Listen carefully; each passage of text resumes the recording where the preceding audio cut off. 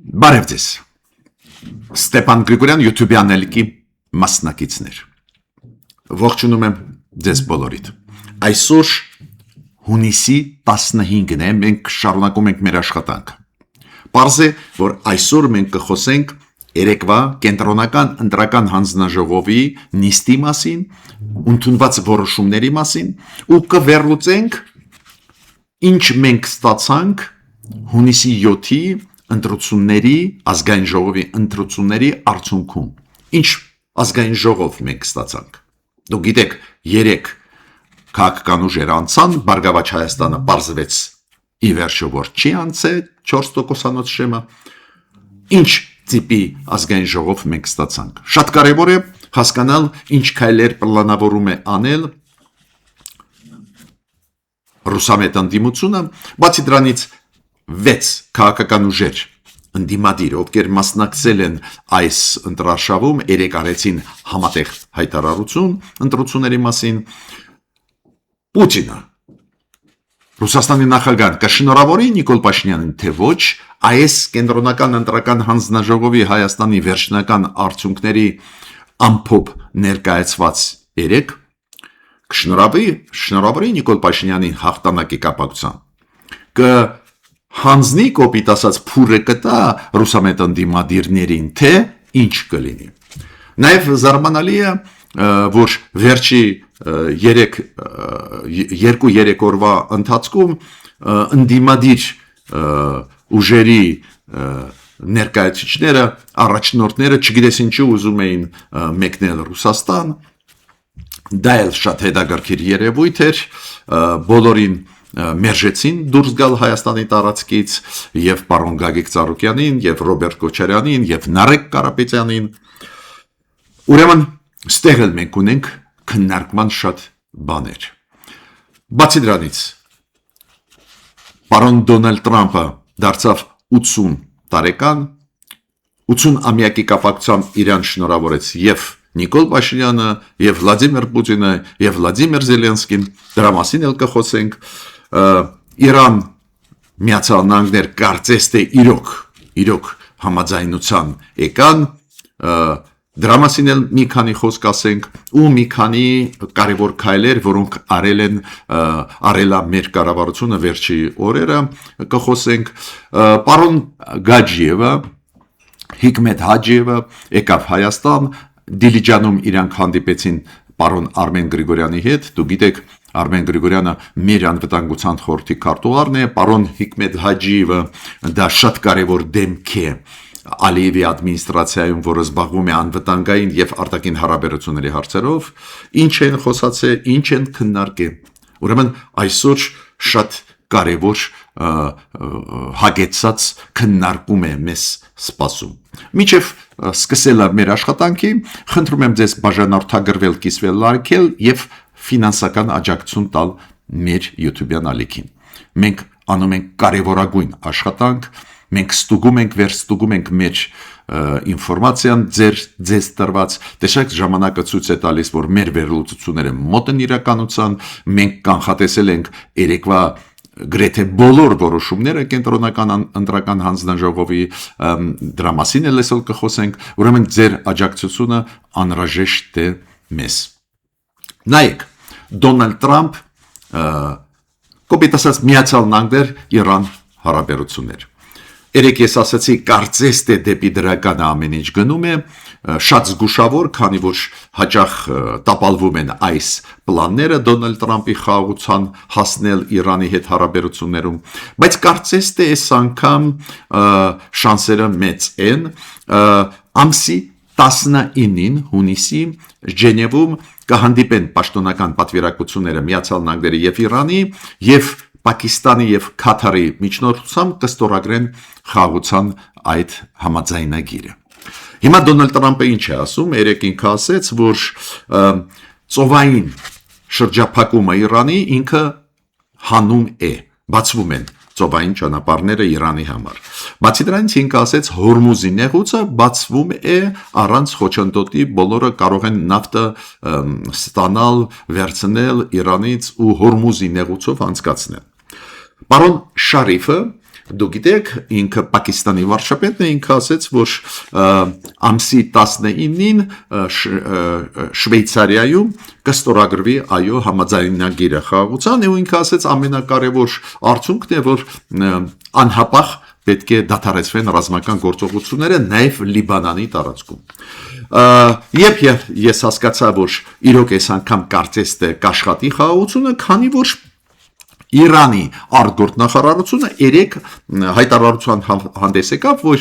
պատերազմը ավարտվում է նաև Լիբանանի դեմ ուղղված Իսրայելի կողմից, նաև դա ավարտվի եւ հանվում է ծովային շրջափակումը, որը ամերիկացիք պահում էին Իրանի դեմ։ Պարզ է, ամերիկացիք ասում են, որ նաև Հորմուզի նեղուցը բացվում է, Իրանը համաձայնվեց բացել, բայց ինչ եմ ուզում ասել, ստեղ ես տեսնում ենք խելքի մոտ հայտարարություններ ամերիկացիների, պակիստանցիների եւ իրանցիների կողմից, որոնք համընկնող թեզեր ունեն։ Պարզ է, այս խաղաղության միտված քայլերը կարող է քանդել Իսրայելը, եթե շարունակի Լիբանանին ռմբակոծել, բայց Թրամփը զգուշացրեց Նետանյախուին, որ այդ սխալը ինքը չանի։ Թրամփը 80 ամյակ է տոնում,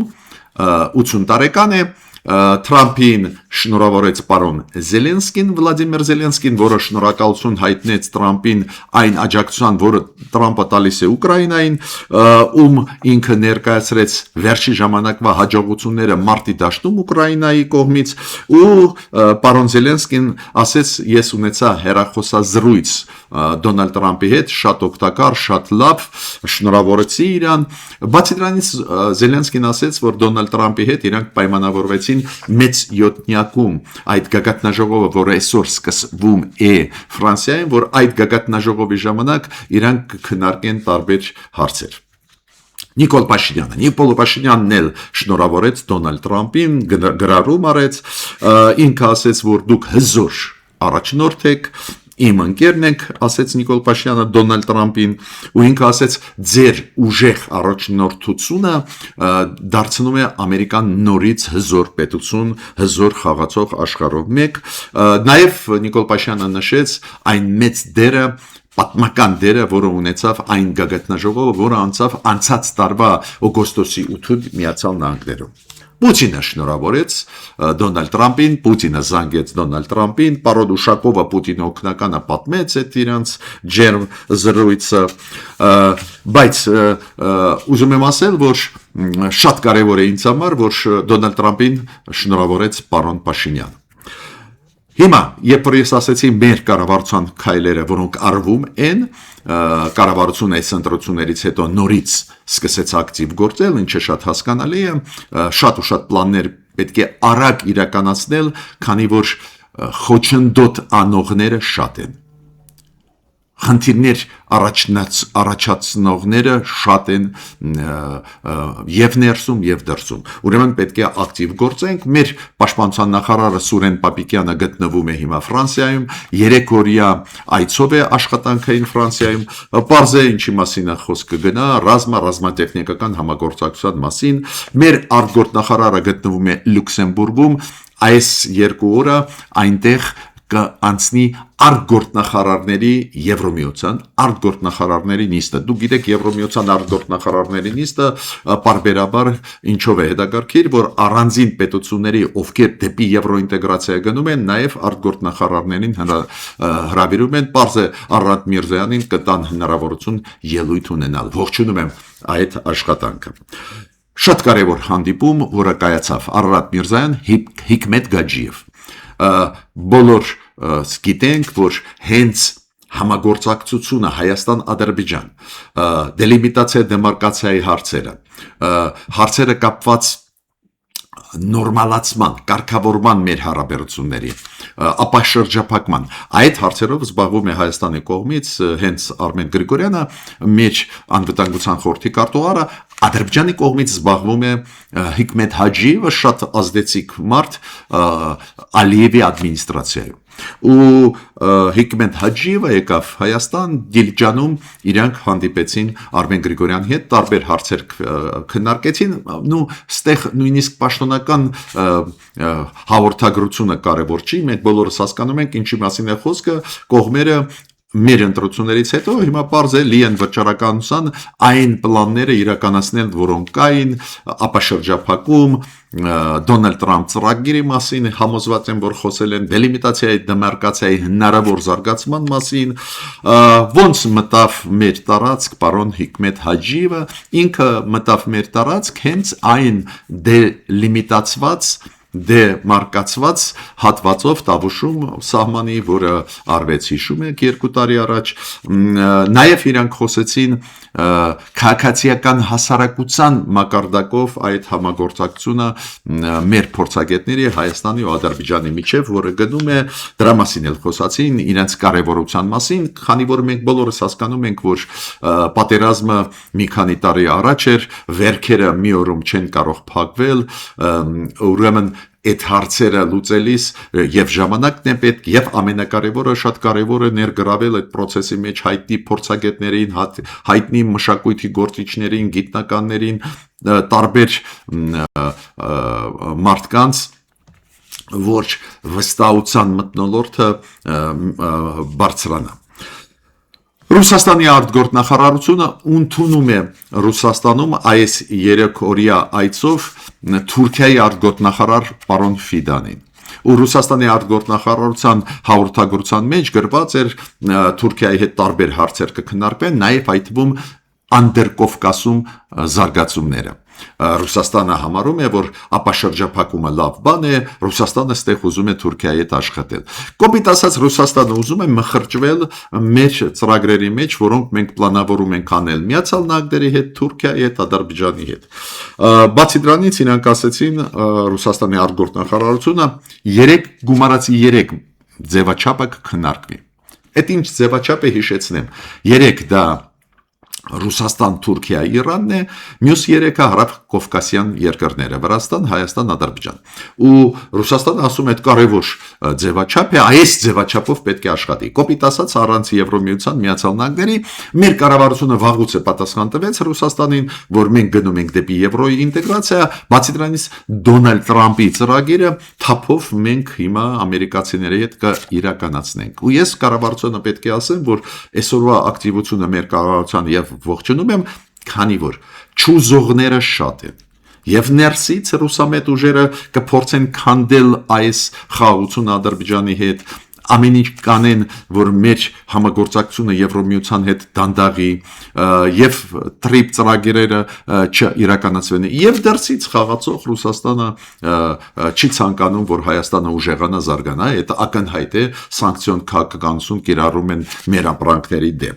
Ստեղ է, որ ես պետք է ասեմ, այս այցելությունը Թուրքիայի արտգործնախարարի Ռուսաստան իր մեջ պարունակում է մեզ համար վտանգներ։ Հիմա անցնում ենք կարևորագույն ու գլխավոր այսօրվա թեմային։ Ինչ արդյունքներ մենք ստացանք։ 3 կենտրոնական ընտրական հանձնաժողովը հայտարարեց, ասեց արդյունքները։ Այդ արդյունքների համաձայն, դուք գիտեք, 3 ֆրակցիա մենք կունենանք նոր ազգային ժողովում։ Քաղաքապայմանագիրը ստացավ 64 մանդատ, то есть 64 падգամավոր 105 պատգամավորներից բաղկացած ազգային ժողովում 105-ից 64-ը կլինեն քաղաքապայմանագրի պատգամավորները, դա ուղիղ 60%-ն է։ Ուժեղ Հայաստան կունենա 29 պատգամավոր ազգային ժողովում, Հայաստան դաշինքը 12 պատգամավոր։ Նայեք պատկերը, քաղաքական պատկերը չէ փոխվել։ Մի կողմից քաղաքապայմանագիրը Նիկոլ Փաշինյանի գլխավորությամբ, որը ձգտում է դեպի եվրոինտեգրացիա, դեպի Թրամփ ծրագիրը իրականացնելը, դեպի ռեֆորմներ դեմոկրատական ժողովրդավարական ճանապարհով է գնում։ Մյուս կողմից 2 ռուսամետ ուժեր, ուժեղ Հայաստան ու Հայաստան դաշինքները։ Ու տեսակ նախկինում էլ չէ 2 ռուսամետ ուժեր մենք ունեինք, այդպես բևեռացում, ու այդ ռուսամետ ուժերը ուզում են, որ Հայաստանը նորից վերադառնա, կոպիտ ասած Ռուսաստանի հետ ավելի սերտ լինի կամ Ռուսաստանի տակ նորից լինի, ուզում են, որ մենք վերականգնենք մեր համագործակցությունը ՀԱՊԿ-ում, ակնհայտ է դեմ են եվրոինտեգրացիայի, ինչ էլ չասեն, մենք հասկանում ենք ինչի մասին է խոսքը, արդարացնում են Պուտինի քաղաքականությունը Ղարաբաղի հարցում, ամեն ինչ ուզում են գցել գործող իշխանությունների վրա Հայաստանի։ Դες մենք ունենք նույն քաղաքական պատկերը, բևեռացում ռուսամետ ուժերի մյուս կողմից քաղաքապայմանագիր։ Բայց դերակատարները փոխվեցին։ Հիմա Հայաստան դաշինքը նախկինում էր գալ, հիմա նոր պարլամենտում կլինի, բայց ուժեղ նոր խաղացող մտավ ռուսամետ ուժերի միջի ուժեղ նոր խաղացող, դա ուժեղ Հայաստան, որը գլխավորում է Սամվել Կարապետյանը, մեծահարուստ հայ Ռուսաստանից։ Հիմա այդ բևեռացումը պահպանվում է, դա լավ բան չի, բոլորս հասկանում ենք, նորից կսպասենք մենք այն նիստերի ու կտեսնենք լարված նիստեր, փոխադարձ կոշտ ձևակերպումներով, մեղադրանքներով, ծանր օրեր են մեզ սպասում, բայց կարևոր է, որ իշխող ուժը քաղաքապայմանագիրը ստացավ 60%, դա գիտեք սահմանադրական լիարժեք մեծամասնություն չի, բայց սահմանադրական առաջի քայլի մեծամասնություն է։ Լիարժեք սահմանադրության մեծամասնություն չի, 67% չի, բայց 67% չի, բայց 60%-ն էլ կարևոր է, քանի որ 60%-ով էլ առանձին դրույթներ սահմանադրությունում կարելի է փոխել։ Հիմա չանցավ Բարգավաճ Հայաստանը, չունեցավ ազգային ժողովում խմբակցություն։ Պարզվեց, որ այնուամենայնիվ երեք հիշում եք, ես ձեզ ասել եմ, կարծես թե շանս ունեն իրանք անցնել, բայց ինչու՞մ է պրոբլեմը։ Այո, վերաքվեարկությունը 637 տեղամասերում ավելացրեց ձայները եւ քաղաքապայմանագրի, եւ ուժեղ Հայաստանի, եւ Բարգավաճ Հայաստանի։ Բարգավաճ Հայաստանի ձայները 147-ով ավելացան, ու ֆորմալ դուք կարող եք ասել, վերջ անցել է, հիշում եք, դուք էլ ասել եք շատ մեծ շանսեր, բայց քանի որ 3 տեղամասերում չեղյալ համարվեցին արդյունքները ընտրությունների 3 տեղամասերում։ Այնտեղ պարզվեց, որ Բարգավաճ Հայաստանը բավական շատ ձայներ հավաքեց, ուրեմն այդ 220 ձայնը կորցրեց Բարգավաճ Հայաստանը ու ուրեմն չանցավ։ Ու քանի որ 3 կենտրոնական ընտրական հանձնաժողովը ամփոփելով արդյունքները նաև ընդունեց որոշում չանցկացնել կրկնակի քվեարկություն այդ 3 տեղամասերում, որտեղ որ չեղյալ համարվեցին ընտրությունները, այստեղ չանցկացնել վերաքվեարկություն, դա ավտոմատ նշանակում է, որ Բարգավաճ Հայաստանը չի կարող վերականգնել այնտեղ հավաքված 220 մոտավորապես ձայն, ուրեմն չի անցնում ազգային ժողով։ Այդ պետք է ֆիքսենք, իմիջիալուց այսօր առավոտ կենտրոնական ընտրական հանձնաժողովի նախագահան մանրամասն բացատրում են, ինչու կենտրոնական ընտրական հանձնաժողովը վերաքվեարկում կամ կրկնակի քվեարկություն չի նշանակում այդ 3 տեղամասերում, որտեղ որ նախկինում չեղյալ համարվեցին արդյունքները, մանրամասն բացատրում էր, ես հիմա այդ նյուանսների մեջ չեմ ուզում մտնել, առանձին դրա մասին կխոսեմ, բայց այդտեղ կան հարցեր, քանի որ մեր օրենսդրության համաձայն կարծես թե այնուամենայնիվ պետք է վերաքվեարկություն կատարվել։ Բայց ես չեմ ուզում հիմա մտնել այս նյուանսների մեջ, քանի որ ամենակարևորը, որ կենտրոնական ընտրական հանձնաժողովը ֆիքսեց օֆիցիալ հայտարարությամբ հանդես եկավ, ներկայացրեց վերջնական արդյունքները կենտրոնական ընտրական հանձնաժողովի շրջանակներում։ 3 ֆրակցիա մենք կունենանք ազգային ժողովում։ Քաղաքապայմանագիր, ուժեղ Հայաստան դաշինք եւ Հայաստան դաշինք։ Բարգավաճ Հայաստանը չանցավ։ Ակնհայտ է, որ մի քանի ուժեր այսօր էլ հայտարարեցին նորից, որ իրանք կդիմեն սահմանադրական դատարան, մեր սահմանադրության համաձայն իրավունք ունեն բողոքարկել արդյունքները ընտրությունների ու այս կենտրոնական ընտրական հանձնաժողովի վերջնական արդյունքները իրավունք ունեն բողոքարկել սահմանադրական դատարանում, այնտեղ 5 օրյա ժամկետ է տրվում, 5 օրում իրանք պետք է իրանց բողոքները ներկայացնեն, կասկածություն չունեն, որ եւ ուժեղ Հայաստանը եւ Հայաստանը եւ Բարգավաճ Հայաստանը կներկայացնեն, իրանք դրա մասին ասել են, որ կմտնեն սահմանադրական դատարան վիճարկելու։ Այդ իրանց իրավունքն է, մոռանանք մի բան։ Ամենակարևորը 3 ֆրակցիա կունենանք, Բարգավաճ Հայաստանը չի անցել։ Նաև շատ կարևոր մեկ հանգամանք, որի մասին ես ուզում եմ ձեզ ասել։ Ուրեմն երկու կուսակցություններ, Շնորհապետական կուսակցությունը եւ միասնության թևեր կուսակցությունները իրանք 2% շեմա անցան։ 5-րդ տեղը գրավեց Արման Թաթոյանի գլխավորած քաղաքական ուժը, միասնության թևեր եւ Շնորհապետական կուսակցությունը, որը գլխավորում է Գուրգեն Սիմոնյանը 6-րդն էր։ Իրենք 2% շեմա անցան։ Ինչ է դա նշանակում։ Դա նշանակում է, որ իրենք պետական ֆինանսավորում կստանան,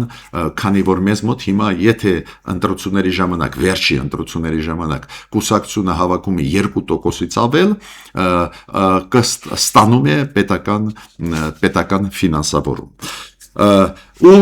մյուս հարցը, այս արդյունքները, որ ներկայացրեցին, շատ ուժեր, շատ ցածր թվեր ստացան, 0.1%, 0.5%, փոքր թվեր ստացան, ու ստեղ ես պետք է ասեմ, որ ցավում եմ, որ 3 դեմոկրատական ուժեր, ակնհայտ դեմոկրատական ուժեր,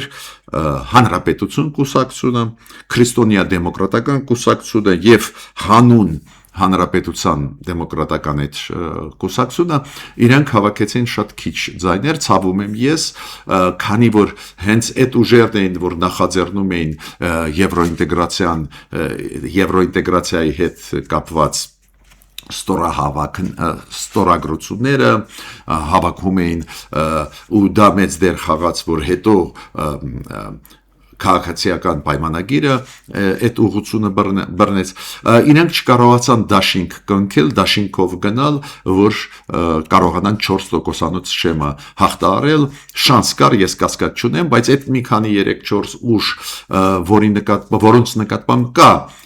ինչ որ վերաբերմունք մեր հասարակությունում, շատ քիչ հավաքեցին ձայներ, եւ առաջինը չմիավորվեցին, դա էր պատճառը, երկրորդ պատճառը նա էր, որ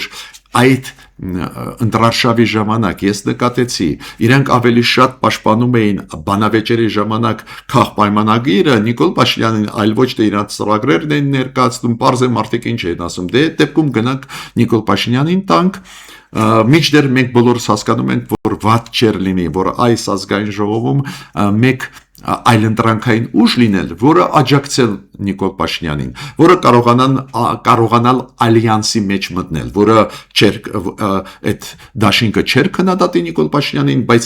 ունենար այլընտրանքային դիրքորոշումներ կապված ռեֆորմների հետ, եվրոինտեգրացիայի տեմպի հետ եւ այլ։ Չստացվեց ու վերջի սխալը, որը արեց Հանրապետություն կուսակցությունը, որը գլխավորում է Առամզավենի Սարգսյանը, երբ որ իրանք մի օր առաջ միջև ընտրության օրը կամ 2 օր առաջ դիմեցին դատարան, կներեք, դիմեցին կենտրոնական ընտրական հանձնաժողով, որ ուժեղ Հայաստանի գրանցումը չեղյալ համարվեր, գիտեք, այս ձևի հարցեր, գրանցել թե չգրանցել քաղաքական ուժերը, շատ լեգիտիմ հարցեր են, բայց պետք է դրվեին այն ժամանակ, ապրիլ ամսին, այս տարվա, երբ որ գրանցում էին կուսակցությունները, որոնք ուզում էին մասնակցել ընտրությունների։ Այդ դեպքում կարելի էր վիճարկել այդ կուսակցությունների իրավունքը մասնակցել, ասենք կուսակցություն, որը կապված է մեծահարուստի հետ կամ Ռուսաստանից եկած մարդկանց հետ, այդ ձևի զգայուն հարցեր կարելի էր բարձրացնել, բայց պետք է գրանցման ժամանակ բարձրացվեր, այլ ոչ թե մի օր առաջ ընտրությունների, դա էլ բավական թուլացրեց դիրքերը այդ ուժերի։ Ցավով այդ ուժերը չմտան ազգային ժողով ու հենց կեցվածքը այդ ուժերի չի համախմբումը միջև ընտրություններ բերեց այդ արդյունքների։ Հիմա ես պետք է ասեմ, որ 6 քաղաքական ուժեր հանդես եկան հայտարարությամբ համատեղ 3 կենտրոնական ընտրական հանձնաժողովի առջև 6 կուսակցություններ, ովքեր մասնակցել են այս ընտրությունների, համատեղ հայտարարությունով հանդես եկան, դա Բարգավաճ Հայաստանն էր, դա Ուժեղ Հայաստանը, դա Հայաստան դաշինքն էր,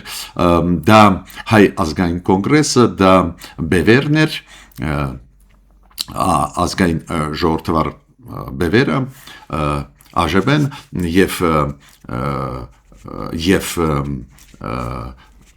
էլի մեկ ուժ, Լուսավոր Հայաստանը, այդ 6 քաղաքական ուժերը իրանք ամբողջ ընտրարշավի ժամանակ քննադատում էին իշխանություններին, ընդդիմադիր ուժերին, իրենք համատեղ հանդես եկան ելույթով, քննադատեցին ընտրությունների արդյունքները, քննադատեցին իշխանություններին, այդ տեքստը երկար տեքստ է, ուղղակի փաստ ձեզ ներկայացնում են։ Ուրեմն, կենտրոնական ընտրական հանձնաժողովը ներկայացրեց վերջնական իր որոշումը, ինչ պատկեր ունի ազգային ժողովը, ես ասացի, կենտրոնական ընտրական հանձնաժողովը մերժեց այն հայտը, որը ներկայացրեցին, հիշում եք, Ուժեղ Հայաստանը եւ Միասնության թևեր, կուսակցությունը, որ չեղյալ համարվեր ընտրությունների արդյունքները, նու պարզ է, ինչի պետք է չեղյալ համարվեն ընտրությունների արդյունքները, եթե իրոք բավական ակտիվ, տրանսպարենտ, ժողովրդավար ընտրություններ էին, այս ընտրությունների ժամանակ մրցակցային ընտրություններ էին, այո, ծանր պայքար էր գնում, կողմերը անցնում էին կարմիր գծերը հաճախ, բայց process-ը ազատ էր, բոլորը առանց խոչընդոտ կարող էին անցկացնել իրենց հանրահավաքները, պիկետները, երթերը, ինչի մասին է խոսքը, ԶԼՄ-ները, նաև հայտվում հանրային հեռուստաալիքները բոլորի համար բաց էին, ուրեմն իրենց պահանջը անվավեր համարել ընտրությունները կամ երկրորդ փուլ կազմակերպել ընտրությունների իրոք կենտրոնական ընտրական հանձնաժողովը ճիշտ արեց, որ մերժեց։ Մենակ մի հարց կա, իրոք հարց է, որը պետք է մտածենք, կապված 3 տեղամասերի, որտեղ որ անվավեր համարվեցին ընտրությունները։ Դրա պատճառով արդյունքները ընտրությունների մի քիչ փոխվեցին ու ստացվեց, որ Բարգավաճ Հայաստանը չանցավ 4%-ային շեմը։ Ստեղ իրոք նյուանսներ կան, բայց կենտրոնական ընտրական հանձնաժողովի հայտարարության մեջ նաև այսօր կենտրոնական ընտրական հանձնաժողովի նախագահան հայտարարությունով հանդես եկավ ու բացատրում էր, ինչու մերժվեց դա Բարգավաճ Հայաստանի բողոքը, որ վերանայվեն արդյունքները 3 այն տեղամասերում, որտեղ որ անվավերը համարվե, քանի որ այնտեղ Բարգավաճ Հայաստանը 200 ձայնից ավել կորցրեց դրա պատճառով։ Կենտրոնական ընտրական հանձնաժողովը մանրամասն բացատրեց ինչու այդ որոշումը ընդունեց, ստեղ նյուանսներ կան, ես հիմա չեմ ուզում մտնել այդ նյուանսների մեջ, բայց պետք է ասեմ, որ գիտեք, ինչ մի խնդիր կա։ Լավ, կենտրոնական ընտրական հանձնաժողովի դիմաց ընդդիմադիր ռուսամետ ուժերը բողոքի ակցիաներ անցկացրեցին, երեք ինչ որ համատեղ հայտարարություններ անեն, հենց ժողովրդավարության շատ կարևոր բաղադրիչներն են, դուք գիտեք 5 օրվա ընթացքում կենտրոնական ընտրական հանձնաժողովի վերջնական երեկվա ելույթից հետո, ներկայացումից հետո վերջնական արդյունքների 5 օր տրվում է Սահմանադրական դատարանի դիմելը, դա ամբողջը նախատեսված է մեր սահմանադրության մեջ, դա ժողովրդավարության շատ կարևոր բաղադրիչներն են ու բոլոր այդ փուլերը պետք է անցնեն օրենքի համաձայն, որ լեգիտիմությունը պահպանվի այս ընտրությունների, բայց օրինակ ընդդիմադիր ուժերի այդ հայտարարությունների մեջ տեքստը, որ կարդում են, այնտեղ ընդհանրապես անհիմ բողոքներ կան, օրինակ, որ զինվորականները քվեարկել են հենց այնտեղ, որտեղ որ ընդդիմությունը ասեց, այնտեղ զինվորականների քվեարկությունը չեղյալ համարվեց։ Դες այդ վտանգները, որոնց մասին ասվել է, չեղարկվեցին կենտրոնական ընտրական հանձնաժողովի կողմից, կամ ասենք ձերբակալությունների մասին, դժգոհ են եւ այլ, այո, մեծ գաղտնիք չի, որ ընտրակաշարք առանձին դեմքեր, առանձին խմբեր այդ ռուսամետ ուժերի ներսում փորձում էին անել, պրոֆիլակտիկ շատերին ձերբակալում էին, քանի որ բռնում էին այդ process-ի մեջ, գաղտնալսումների միջոցով ֆիքսում էին այդ մարդկանց, այդ քայլերը անհրաժեշտ էին, քանի որ պետք է դադար տալ այդ ավանդույթը, որը դեռ այսօր ինչ որ չափով աշխատում է, որ կաշառում են ձայները մարդկանց, ուրեմն շատ ու շատ բողոքներ, հիմքեր չունեցող են, ինչի են դա անում, չգիտեմ, միգուցե ուզում են տպավորություն թողնել, որ այդ լեգիտիմ ընտրություններ չեն, ու ես տեղ ուզում եմ ասել, շատ հետաքրքիր երևույթ էր, որը ինձ շատ զարմացրեց, չգիտես ինչու այդ ռուսամետ ուժերի առաջնորդները ուզում էին դուրս գալ Հայաստանից, ասեն Գագիկ Ծառուկյանը ամսի, եթե չեմ սխալվում, 12-ին հունիսի ուզում էր դուրս գալ, Ռոբերտ Քոչարյանը 3 ուզում էր դուրս գալ Հայաստանից, կարծես թե ընտրական process-ը դեռ չի ավարտվել, չի եք ուզում Ռուսաստան գնալ, հա, ֆորմալ իրանց գրասենյակներից բացատրում են, որ անձնական ինչ-որ հարցեր կային, բայց մեծ քաղաքական process է գնում, ինչի մասին է խոսքը։ Ու դա առաջացնում է հարցեր, չեմ ուզում թաքցնել ձեզանից, առաջացնում է հարցեր։ Հիմա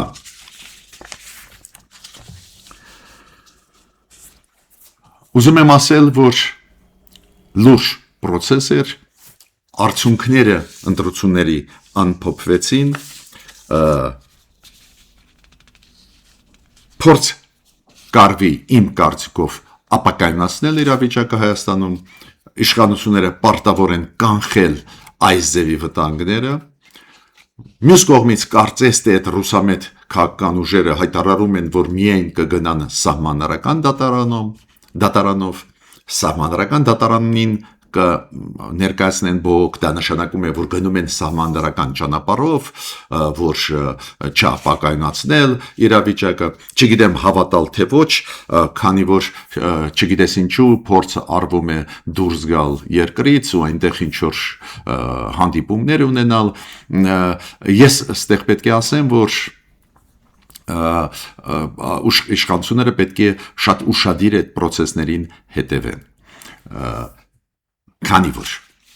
լեգիտիմությունը այս ընտրական process-ի չպետք է թուլանա, խաթարվի, հարցականի տակ դրվի։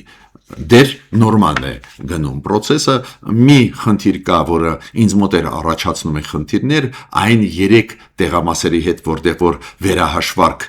կենտրոնական ընտրական հանձնաժողովը չի համարում անհրաժեշտ վերահաշվարկ անցկացնել, քանի որ իրանք ասում են, պնդում են, որ չի ազդի այս վերջնական արդյունքների վրա, բայց այնուամենայնիվ հարցեր առաջացնում է, բայց մյուս բոլոր հարցերը կարծես թե սպառիչ պատասխաններ տալիս։ Միտումնավոր ռուսամետ ուժերը ուզում են ներկայացնել այս ընտրությունները որպես ոչ լեգիտիմ, լի սխալներով, լի ֆալսիֆիկացիաներով, այդպես չի, մենք էլ ուշադիր ուսումնասիրում ենք, տեսնում ենք, որ նորմալ ընտրություններ էին, բայց այդ վտանգները կան, ուստեղ պետք է ուշադիր լինեն իշխանությունները։ Ես ավարտեցի իմ ելույթը, ուզում եմ ասել, որ գրեթե անցանք այս բավական ծանր փուլը զարգացման ընտրություններ, հետընտրական process, կարծես թե ապակայնացում չկա, դա շատ լավ է, շատ դրական է, հիմա պետք է իրոք կառավարությունը վերաթարմացված տեսքով լծվի ակտիվ աշխատանքով ու արագ տանի բոլոր ծրագրերը, որոնք ներկայացված են ընտրարշավի ժամանակ կառավարության կողմից, Նիկոլ Փաշինյանի կողմից։ Մինչ նոր հանդիպումներ։